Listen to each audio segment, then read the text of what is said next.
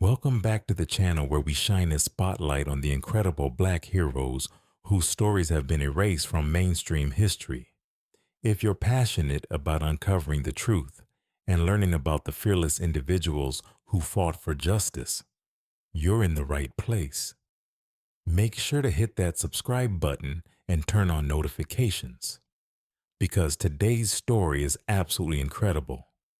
We're talking about a woman who took on the entire American South with nothing but a pen, a printing press, and unshakable courage.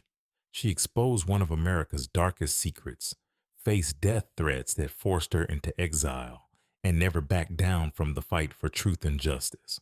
Imagine being a young black woman in 1892, living in the Jim Crow South, and deciding to investigate and publish the truth about lynching, knowing that doing so could get you killed. Imagine facing down angry mobs, powerful politicians, and even fellow civil rights leaders who thought you were going too far. This is the story of Ida B. Wells Barnett, a woman who refused to stay silent in the face of injustice. She was a journalist, an activist, a suffragist, and a co-founder of the NAACP. But most importantly, she was a truth teller who risked everything to expose the horrific reality of racial violence in America. Her investigations would change how the world viewed American racism and establish her as one of the most fearless journalists in history. Ida Bell Wells was born into slavery on July 16, 1862, in Holly Springs, Mississippi, just months before the Emancipation Proclamation. Her parents, James and Elizabeth Wells, were determined to give their children the education they had been denied. After the Civil War, young Ida attended Shaw University, a school established for formerly enslaved people, where she excelled in her studies. But Ida's comfortable childhood came to a crushing end in 1878 when she was just 16 years old. A yellow fever epidemic swept through Holly Springs, killing both of her parents and her infant brother within days of each other. Suddenly, Ida found herself responsible for her 5 surviving siblings, with no money and no support system. Most people expected her to split up the family and send the children to relatives or orphanages, but Ida made a decision that would define the rest of her life. She would keep her family together no matter what it took. She convinced a nearby school to hire her as a teacher, even though she was barely older than some of her students. She lied about her age, put her hair up to look more mature, and became the sole provider for her siblings. This early experience of taking on impossible odds and refusing to accept defeat would shape everything Ida did for the rest of her life. She learned that sometimes when the system fails you, you have to create your own solutions. In 1884, Ida moved to Memphis, Tennessee, where she could earn better wages as a teacher. But it was on a train ride to Memphis that she had her first direct confrontation with Jim Crow laws, and it would launch her into journalism and activism. On May 4th, 1884, 22-year-old Ida Wells bought a first-class ticket on the Chesapeake, Ohio and Southwestern Railroad from Memphis to Woodstock. She was dressed professionally, had paid for a first-class seat, and had every legal right to sit in the first-class car. But when the conductor came to check tickets, he ordered Ida to move to the smoking car, the segregated section where black passengers were forced to sit, regardless of what ticket they had purchased. The smoking car was dirty, overcrowded, and filled with men drinking and smoking. Ida had paid for first-class service, and she refused to move. When Ida showed the conductor her first-class ticket and politely declined to move, he tried to physically force her out of her seat. What happened next shocked everyone on the train. Ida bit the conductor's hand and braced her feet against the seat in front of her, refusing to be moved. It took 3 men to drag her off the train, and as they did, the white passengers actually applauded. Ida later wrote that she felt humiliated, but she wasn't going to let this injustice stand. She sued the railroad company for discrimination. Amazingly, she won. A local court awarded her $500 in damages, about $15,000 in today's money. The local black newspaper covered the story with the headline, "A darky damsel obtains a verdict for damages." But Ida's victory was short-lived. The railroad company appealed to the Tennessee Supreme Court, which overturned the decision and ordered Ida to pay court costs. This experience taught Ida two crucial lessons. First, that the legal system could not be trusted to protect black rights, and second, that the press had enormous power to shape public opinion. She began writing articles about her experience and about other injustices she witnessed. Her writing was so powerful that she was soon offered a job as a writer and part owner of a black newspaper called the Memphis Free Speech and Headlight. By 1892, Ida had established herself as a fearless journalist, but nothing could have prepared her for the events that would make her famous and force her into exile. On March 9th, 1892, three of Ida's friends, Thomas Moss, Calvin McDowell, and Will Stewart, were lynched in Memphis. These weren't random victims of mob violence. They were successful black businessmen who owned a grocery store called the People's Grocery Company that was competing with the white-owned store nearby.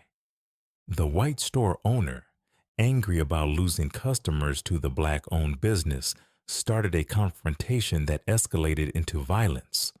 When Moss and his partners defended their store, they were arrested for shooting white men, but before they could have a trial, a white mob dragged them from the jail cells and murdered them. The white newspapers in Memphis reported the lynchings as justified, claiming the three men were dangerous criminals who had threatened white women, the standard justification used for lynching. But Ida knew these men personally. She knew they were respected business owners, family men, and pillars of the community. Ida began investigating lynchings across the South, and what she discovered was shocking. She found that the common justification for lynching, that black men were being killed for assaulting white women, was almost always a lie. In reality, lynchings were being used as a tool of economic and political control. Black men were killed for being too successful, for competing with white businesses, for voting, for talking back to white people, or sometimes for no reason at all. Ida published her findings in a series of explosive articles. She wrote, "Nobody in this section of the country believes the old threadbare lie that Negro men rape white women. If Southern white men are not careful, they will overreach themselves and public sentiment will have a reaction." This was the most dangerous thing a black person could say in the Jim Crow South. Ida wasn't just challenging individual lynchings. She was exposing the entire system of racial terror that kept black people subjugated. The reaction to Ida's investigation was swift and terrifying. White mobs threatened to kill her on sight if she ever returned to Memphis. The offices of her newspaper were destroyed, and she was warned that she would be lynched if she came back to Tennessee. But instead of silencing Ida, the threats only made her more determined. She moved to Chicago and continued her anti-lynching campaign on a national and international stage. She wrote a pamphlet called Southern Horrors, Lynch Law, in all its phases, that documented the truth about lynching with meticulous research and powerful prose. In 1893 and 1894, Ida traveled to England and Scotland, speaking to packed audiences about the reality of American racial violence. Her international speaking tour was brilliant strategy. She understood that white Americans might ignore the voices of black activists, but they couldn't ignore the condemnation of their European allies. Ida's international campaign worked. British newspapers condemned American lynching, and the British government pressured the United States to address racial violence. For the first time, lynching became an international embarrassment for America. Back in the United States, Ida co-founded the National Association for the Advancement of Colored People, the NAACP, in 1909. She also fought for women's suffrage, understanding that Black women needed political power to protect their communities. She founded the Alpha Suffrage Club to register Black women to vote and ran for the Illinois State Senate in 1930. Ida married Ferdinand Barnett, a lawyer and newspaper owner, in 1895, and they had 4 children together. Even as a wife and mother, she continued her activism, proving that women could be devoted to family and still fight for justice. Ida B. Wells Barnett died in 1931 at the age of 68, but her impact on American society was immeasurable. Her fearless journalism exposed the truth about lynching at a time when most people, including many civil rights leaders, were too afraid to speak out.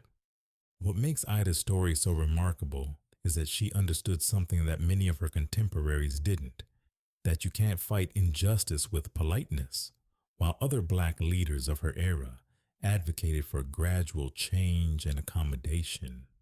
With white supremacy, Ida demanded immediate justice and refused to compromise with evil. She also understood the power of intersectionality long before the term existed. Ida recognized that as a Black woman, she faced both racial and gender discrimination, and she fought against both. She was often criticized by male civil rights leaders who thought she was too radical, and by white suffragists who didn't want to address racial issues. But Ida refused to choose between fighting racism and fighting sexism. She understood that justice was indivisible. Ida's investigative methods were ahead of her time. She didn't just report on lynchings. She traveled to the sites, interviewed witnesses, examined court records, and built detailed cases that exposed the lies used to justify racial violence. She essentially invented modern, investigative journalism techniques while working under conditions that would terrify most reporters today. Perhaps most importantly, Ida proved that one person with courage and determination could change the world. She had no powerful allies, no institutional support, and no protection from violence. What she had was an unshakable commitment to truth and justice, and the courage to speak that truth even when it put her life at risk. And that's the incredible story of Ida B. Wells Barnett, a woman who literally changed how the world viewed American racism and established the foundation for modern civil rights activism. She faced down lynch mobs, challenged presidents, and never backed down from the fight for justice. What struck you most about Ida's story? Was it her investigation into lynching, her international speaking tour, or maybe her refusal to compromise even when other leaders thought she was going too far? Drop your thoughts in the comments below. If this story inspired you, like it inspired me, please hit that like button and share this video. Ida's story deserves to be known by everyone, and don't forget to subscribe and ring that notification bell because we're going to keep uncovering these amazing stories that changed America. Who should we cover next?